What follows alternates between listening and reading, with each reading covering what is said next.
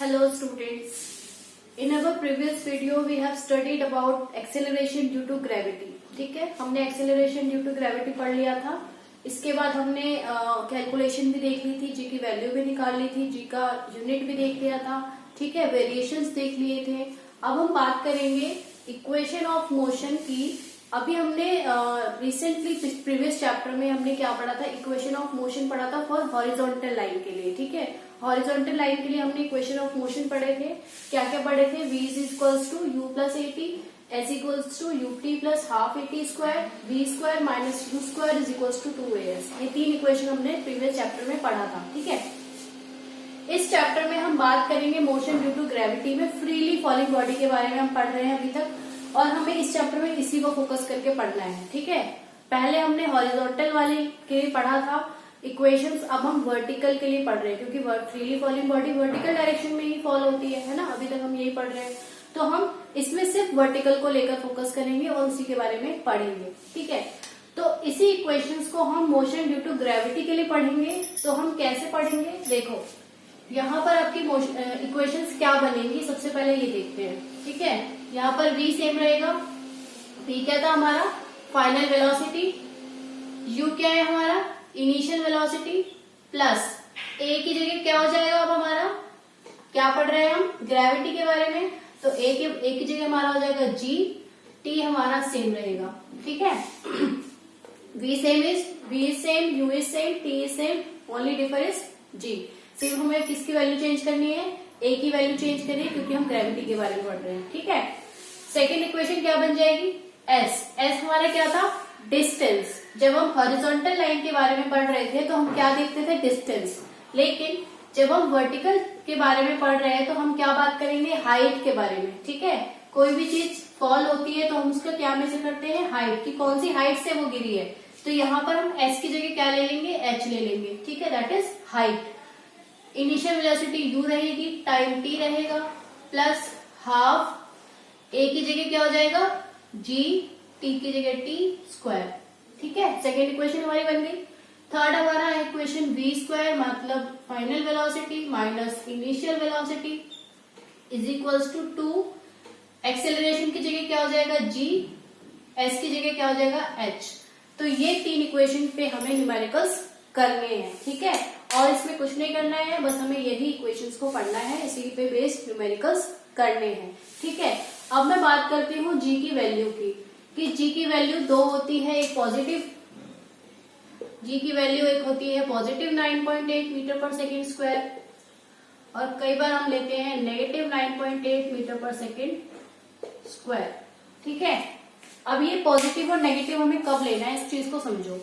देखो, जब कोई चीज हम ऊपर से नीचे की तरफ फॉल कराते हैं, ठीक है, जब हम कुछ ऊपर से किसी पर्टिकुलर हाइट से नीचे ड्रॉप करते हैं तो उसकी इनिशियल वेलोसिटी क्या होती है? 0 होती है. इसको हमने क्वेश्चन भी कराया शायद प्रीवियस चैप्टर में, कि किसी पर्टिकुलर हाइट से किसी चीज को ड्रॉप करते हैं तो इनिशियल वेलोसिटी उसकी क्या होती है? 0 होती है. ठीक है, लेकिन जब वो ड्रॉप होती है तो उसकी वेलोसिटी क्या हो जाती है? बढ़ जाती है. क्या हो जाती है? वेलोसिटी बढ़ जाती है. उसने कुछ ना कुछ वेलोसिटी गेन कर ली होती है. ठीक है, तो जब वेलोसिटी बढ़ जाती है तो g की वैल्यू क्या हो जाएगी? पॉजिटिव.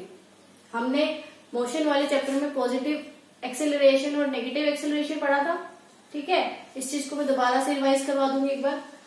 तो मैं ये कह रही हूँ कि जब हम किसी चीज को पर्टिकुलर हाइट से ड्रॉप कराते हैं तो उसकी इनिशियल वेलोसिटी 0 होती है. ड्रॉप करने में उसकी कुछ ना कुछ वेलोसिटी वो गेन करता है, तो वेलोसिटी क्या हो जाती है? इंक्रीज हो जाती है. ठीक है, सिमिलरली अगर हम किसी चीज को नीचे से ऊपर की तरफ थ्रो करते हैं, ठीक है, जब हम किसी चीज को नीचे से ऊपर की तरफ थ्रो करते हैं तो एक फोर्स लगाते हैं. ठीक है, किसी न किसी वेलोसिटी से उसको फेंकते हैं. ठीक है, थ्रो करते हैं. तो जब हम उसको वेलोसिटी से फेंकते हैं तो उसकी कुछ ना कुछ पर्टिकुलर वेलोसिटी होगी. सपोज कि x वेलोसिटी से हमने उसको थ्रो किया. ठीक है, जब वो ऊपर जाएगा, जिस भी पर्टिकुलर हाइट तक वो जाएगा, उसके बाद वो वेलोसिटी क्या हो जाएगी? 0 हो जाएगी.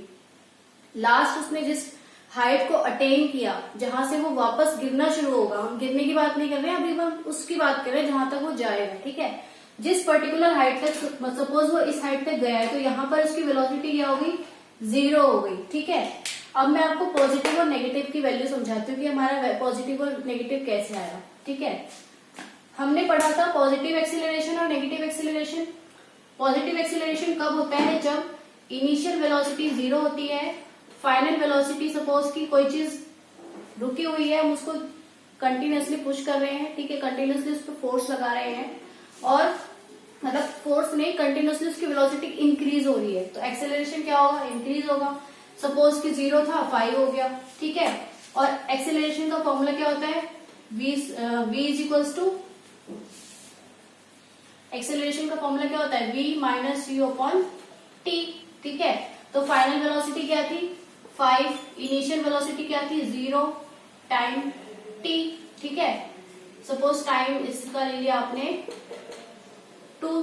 ठीक है, तो 2 ले लोगे तो 5/2 दैट इज कितना आ जाएगा?